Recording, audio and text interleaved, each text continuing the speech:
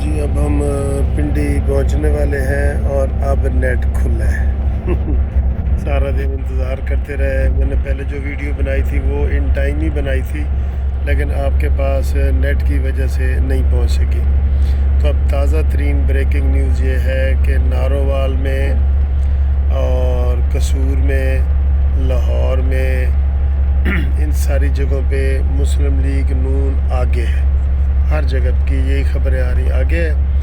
اور ڈیرہ اسماعیل خان میں جو ہے وہ سنی اتحاد والا آگے ہے. اور کراچی جو سندھ میں ہو رہی ہے کمبر شہداد کوٹ کی, اس میں پیپلز پارٹی کا جو ہے وہ آگے ہے. اور دوسرے نمبر پہ تحریک لبیک والے کا 37 ووٹ نظر آئے ہیں. ٹھیک ہے, تو اس وقت دیکھا یہ جائے تو مجھے لگتا یہ ہے کہ جو 12 سیٹیں ہیں نا پنجاب کی, 12 میں سے 10 مسلم لیگ نون جیت جائے گی ایزیلی. ٹھیک ہے, ایک وہ استحکام پاکستان پارٹی کے شعیب صاحب ہیں, صدیقی صاحب, وہ اس کے اوپر لڑ رہے ہیں. عبدالعلیم خان نے جو چھوڑی ہے, اور ایک شاید کسی اور کے ہتھے لگ جائے. تو باقی جناب ساری مسلم لیگ نون کی کامیابی ہو رہی ہے. بس وہ نارووال میں ایک افسوسناک واقعہ ہوا ہے.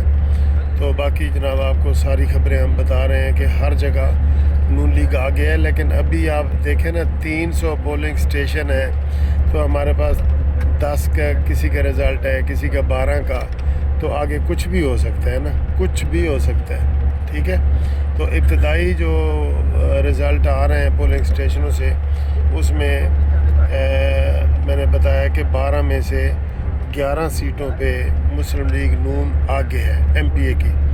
اور ایم این ای کی تو بہت فرق پڑ گیا ہے. علی پرویز ملک اور وہ جیت گئے ہیں.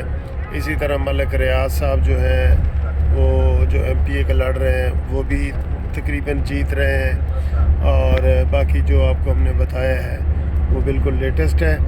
اور اگلی ویڈیو میں ہم آپ کو مزید بریکنگ نیوز دیں گے.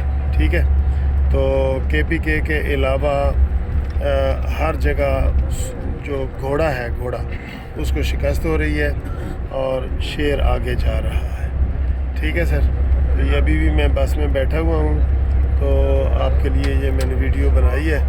تو انشاءاللہ تعالی ابھی سفر اختتام کو ہے, جب ختم ہوتا ہے تو پھر آپ کو میں بتاتا ہوں. فی الحال ستیں خیران ہے.